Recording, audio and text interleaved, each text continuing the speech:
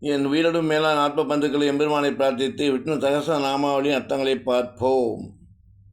சூரஜனேஸ்வரக, சூரர்களுக்கெல்லாம் தலைவர். திலோகாத்மா, தெய்வங்களுக்கெல்லாம் தலைவர்.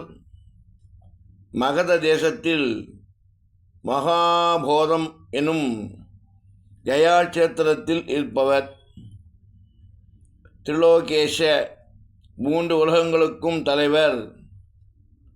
பிரக்ஜோதிஷபுரம் எனும் இடத்தில் விஸ்வேஸ்வரன் எனும் பெயரோடு கோயில் கொண்டவர். கேசவ, கிளேசங்களை துன்பங்களை போக்குபவர் அல்லது க எனப்படும் நான்முகனுக்கும் ஈசன் எனப்படும் ருத்ரனுக்கும் தலைவர்.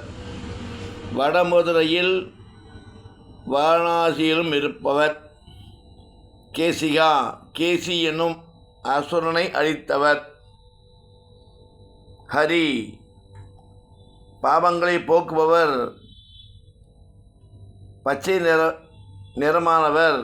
கோவர்தன மலையில் இருப்பவர். காமதேவ, இமாச்சலத்தில் சங்கராலயத்தில் அப்சரஸ்களால் வணங்கப்படும் பேரழகு உடையவர். காமபால, தன் அடியார்களுக்கு கொடுத்த பயன்களை காப்பவர்.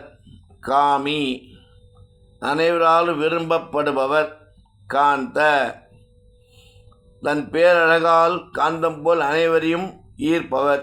இப்படி 660 நாமாவளியின் அர்த்தங்களை பார்த்தோம். மேலும் தொடர்ந்து பார்ப்போம் என்று கூறிக்கொண்டு ராமானுஜரின் திவ்ய திருவடிகளே சரணம்.